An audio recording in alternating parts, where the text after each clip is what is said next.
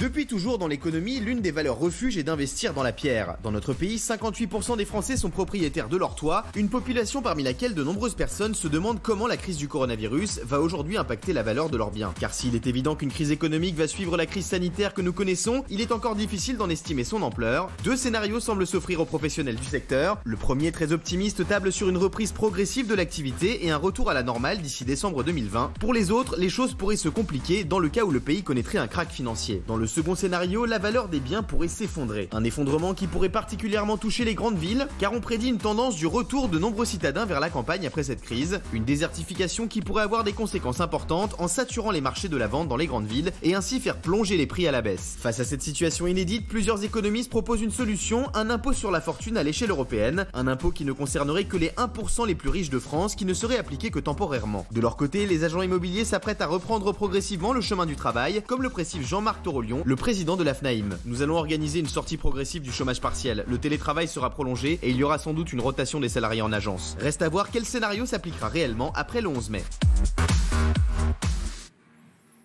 Alors, Gilles Verdez, mon chéri, tu veux réagir? Alors, le sujet est très bien fait. Il y a une grosse inquiétude, c'est les banques. Vous savez que là, les banques se portent en quelque sorte caution, notamment pour les commerces. Donc, les banques font le maximum. Bon, voilà. Et donc, est-ce que les banques vont avoir des conditions plus restrictives pour l'accès au crédit lié à l'immobilier? Très sûrement. Donc, notamment, les jeunes ménages qui vont vouloir investir, eh bien, ils auront plus de mal pour se faire prêter. Donc, ça veut dire que le marché peut être très, très impacté par ça. Et deuxièmement, il y a une info qui est très intéressante, c'est que par rapport à l'habitat, il y a le boom notamment qui va faire monter les prix, le boom des résidences de campagne, parce que les gens se disent qu'un confinement, on peut en avoir une autre fois, et les gens vont vouloir investir à la campagne. Ouais. Ah oui. Ouais, mais bon, il faut avoir de l'oseille pour investir à la campagne, plus sa résidence principale. Frérot, je suis pas sûr de ce que tu dis, excuse-moi. Hein. Je t'aime beaucoup, hein, mais bon, voilà, je suis pas sûr. Oui, Laurence Saillet, qui Moi, je pense que déjà en ville, les loyers vont baisser parce qu'il n'y aura plus d'Airbnb dans les grandes villes, parce que pendant quelques mois, il n'y en aura plus. Donc, j'imagine que les propriétaires vont peut-être revenir à la raison, ce qui leur fera du bien, parce que, par exemple, à Paris, c'est complètement délirant. Mais surtout, ce qui est inquiétant, c'est pour les propriétaires qui sont des retraités, qui ont économisé toute leur vie pour avoir un petit bien immobilier. Et là, si on a une chute de l'immobilier, là, par contre, ça peut être vraiment une galère pour eux. Parce que vous savez, quand vous louez votre maison à une famille en difficulté, vous n'allez pas la jeter dehors parce qu'elle ne peut pas payer le loyer. Et pourtant, ça vous impacte aussi. Donc, je pense que derrière, il va y avoir beaucoup de choses à revoir et ça va être compliqué pour ceux qui ont le moins, une fois de plus. Alors, juste, il paraît que ça va être, mine de rien, en province, que voilà, ça va le plus baisser dans certaines régions. Voilà, je crois qu'on a un tableau récapitulatif. À Paris, ça va un peu moins baisser, mais on parle de moins 5%. Voilà. Valérie Bedaïm. Oui, mais c'est la grande interrogation, ce que disait Laurence, effectivement, c'est qu'il y a beaucoup notamment de locataires qui contactent leurs propriétaires en disant est-ce qu'on peut faire un report pour le loyer, est-ce qu'on peut faire un report y compris auprès des syndics pour les charges, etc. Et donc, il y a une vraie... Et tout le monde essaie d'arranger tout le monde, mais à un moment, on va arriver en bout de course et quid de ce bout de course? Comment ça va se passer à ce moment-là? C'est là la vraie interrogation et c'est là la vraie inquiétude. Alors, les chiffres, 20% des Français veulent changer d'habitation.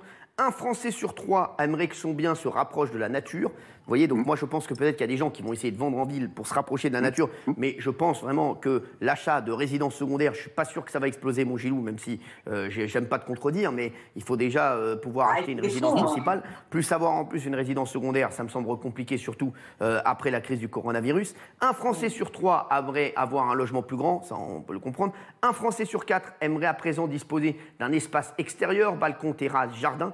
17% des Français disent que ce n'est plus essentiel d'avoir son bien à côté de son travail. Moi, je pense qu'au contraire, je pense que peut-être qu'il va y avoir un boom, voilà, dans des régions, voilà, ou dans des, voilà, plus à la campagne. Il y a peut-être des gens qui vont vivre toute l'année à la campagne, qui vont dire on va faire plus de routes, ça nous dérange pas, à la limite. De toutes les façons, je vais vous dire, c'est dans Paris intramuros que ça roule le plus mal, et bien sûr, ça va continuer puisque apparemment Anne Hidalgo va repasser. Donc voilà, donc normalement, ça ne changera pas. Donc voilà, dans un Paris intramuros, bien entendu, ce sera un Paris. Ça ne s'appelle plus un Paris intramuros, hein. Ça s'appelle Paris intratravos.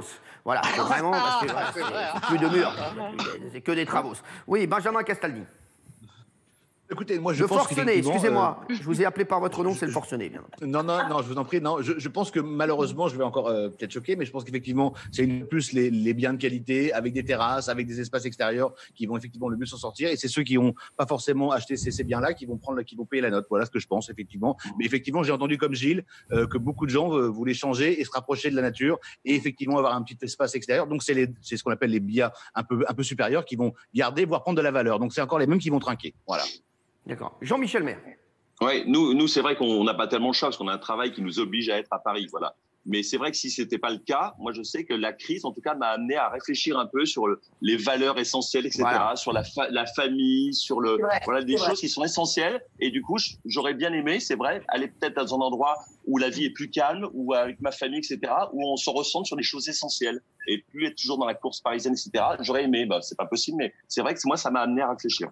Alors, je vais vous dire, ce qui pose problème aussi, même si la tentation d'attendre pour investir plus tard est plus forte, il faut quand même faire attention pour ceux qui veulent investir, parce que les taux d'intérêt pourraient exploser pour les Français. Ouais. Ce matin, une enquête très pessimiste du Parisien est sortie sur le rapport des Français avec le taux d'emprunt. Ils expliquent que 220 000 foyers seront privés d'accès à l'emprunt. C'est énorme. Wow. Les foyers vivant en ville seront les plus impactés et un recul de 36% de production de crédit prévu pour 2021. Voilà, donc c'est vrai que on va avoir, moi je pense, un gel de l'immobilier, mine de rien, parce que je vois pas les gens. Je vais vous dire, moi j'ai plein de potes aussi dans l'immobilier qui me disent, j'avais plein de transactions qui étaient en train de se faire avant le corona. Et maintenant, les gens ont peur aussi. Même il y a des gros salaires, mine de rien, et des mecs qui ont des gros postes dans des entreprises qui disent est-ce que mon entreprise va pouvoir se pérenniser, va pouvoir continuer à faire ces productions. Donc forcément, j'annule parce qu'aujourd'hui, j'ai pas l'assurance de pouvoir continuer à travailler dans cette entreprise. Donc forcément, moi je pense qu'il va avoir les produits, ils vont être gelés. Hein. Oui, Jean-Michel. C'est vrai que les banques, on leur demande beaucoup d'efforts, mais elles ont déjà commencé à se rattraper un peu. Les taux commencent à augmenter à Paris. Quand on va emprunter pour un achat immobilier, par exemple, les taux qui avant étaient pratiquement à 0, maintenant ils sont déjà passés à 0,6, 0,7. Ça commence déjà à augmenter. Ça va aller de façon exponentielle, c'est sûr. Sophie Coste, après on aura bien sûr la conclusion du forcené. Non, mais c'est certain, comme disait Jean-Michel, on est tous en train de réfléchir à une autre façon de vivre. Et surtout, on est tous en train de se dire, et si on se reprend un deuxième confinement derrière d'ici quelques mois, comment est-ce qu'on aurait envie de le vivre?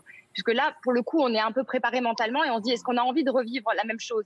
Le problème, c'est que, OK, on a envie, nous, peut-être parisiens ou les gens qui habitent dans les grandes villes, de se rapprocher de la campagne. Encore faut-il pouvoir louer son bien ou vendre son bien.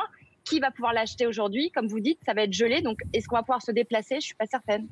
Alors, s'il vous plaît, Benjamin Castaldi, le forcené, votre conclusion là-dessus. Mais juste, Benjamin Castaldi, après, la question que je vous poserai, juste pour pouvoir peut-être acheter, peut-être faire bouger l'immobilier, est-ce que certains patrons vont devoir baisser leur salaire?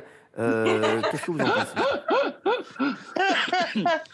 Non, on peut aussi voir les choses de façon positive et se dire que cette crise va peut-être aussi réajuster le prix de l'immobilier, que les gens vont peut-être pouvoir accéder aussi plus facilement. On peut aussi essayer de voir les choses positivement. Peut-être qu'il n'y aura pas que des effets négatifs aussi. Voilà ce que je peux vous dire.